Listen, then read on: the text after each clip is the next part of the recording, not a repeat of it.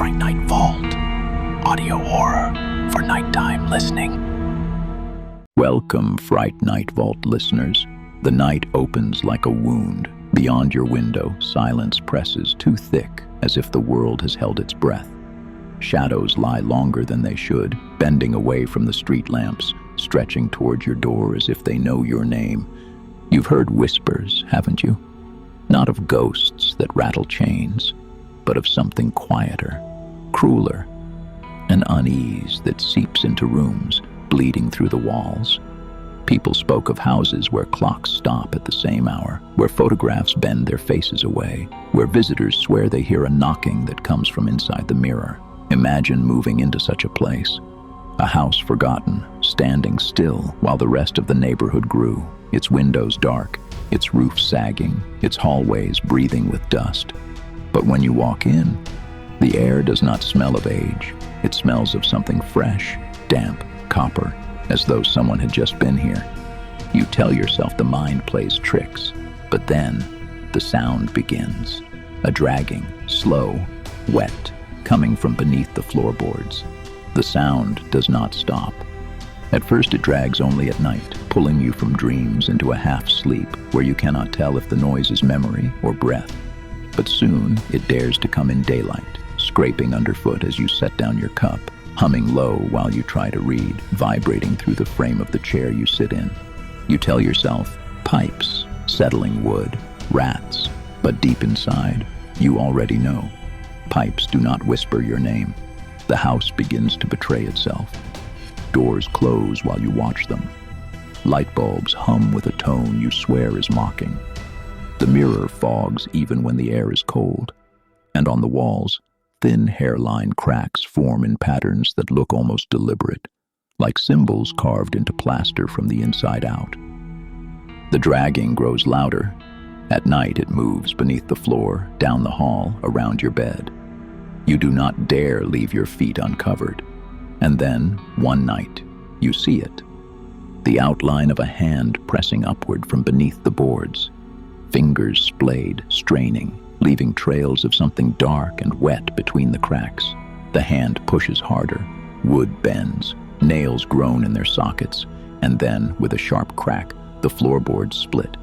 What crawls through is not dust or vermin.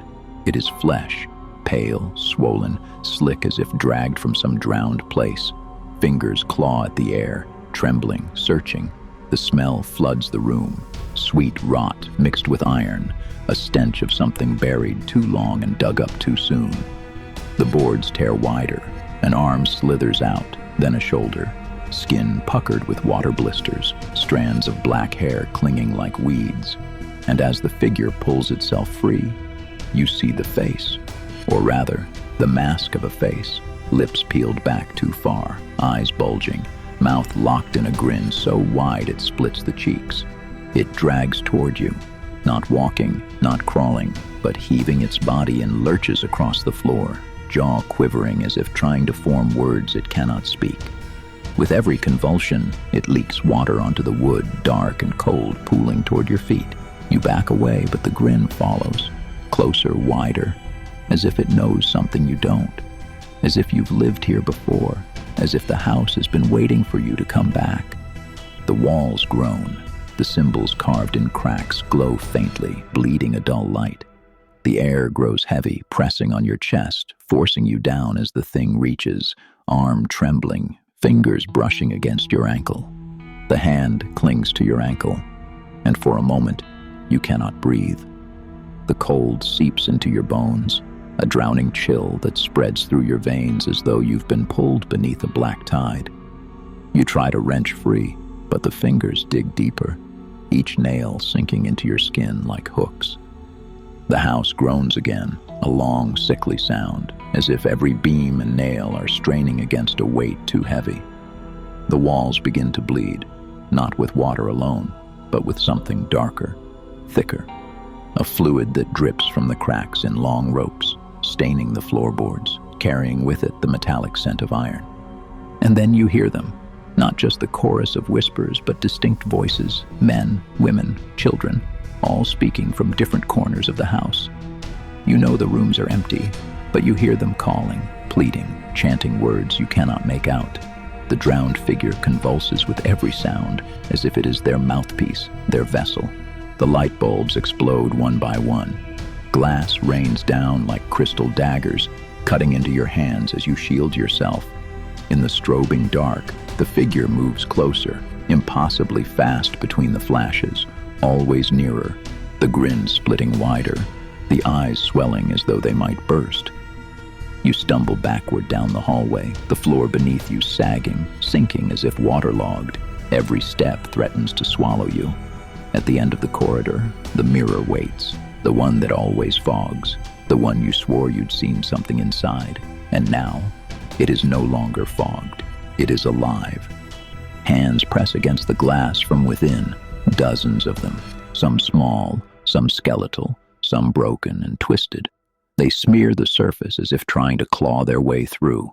And among them, faces, pale, drowned, each one wearing that same grin, their mouths open and close, silently chanting in time with the figure's gasping breath. "Let us in." The creature lunges. You run. Down the stairs, the banister splintering under your grip, the wallpaper peeling as if the house itself tries to strip its skin. The front door is ahead, but it is no longer a door. It has become a wall, sealed with wood and nails that weren't there before.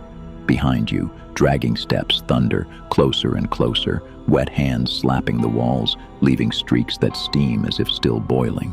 You scream for help, though no one hears. Outside the windows, the neighborhood lies silent, frozen, as if the entire world has abandoned this house.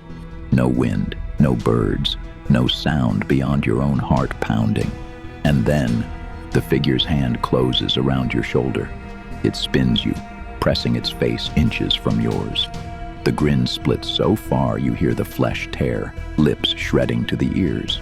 Its jaw drops, unhinging, and from its throat pours not water this time, but a flood of faces, screaming, drowned, eyes rolling.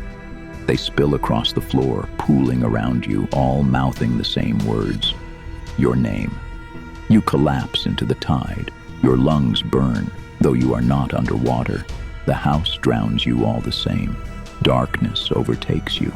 When your eyes snap open, you are outside, on the lawn, the grass cold and wet beneath you. The house looms above, silent, dark. For a moment you think it is over. You breathe. You even laugh, broken and shaking. But then you see it. In the highest window, a silhouette, the same grin glowing faintly in the dark, watching, waiting. And when you blink, the window is empty. The story you just heard is no invention. You can look it up yourself. The incident is called The Smiling Man of the Watertown House, an urban haunting whispered among investigators and abandoned by every family who dared to live inside.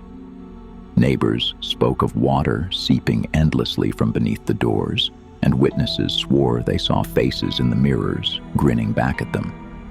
Paranormal researchers even drew connections to folklore revenants, the drowned dead said to claw back into the living world, and to cursed imagery from films like The Grudge and The Ring. This tale exists in sound alone. Listen closely, and the darkness will take shape. If you enjoy these stories, leave a like, share your thoughts in the comments, and subscribe, or the next grin you see in the window may be waiting for you. Something new is coming tomorrow night, and it's worse than the last one. Subscribe to be the first to hear it. We upload daily.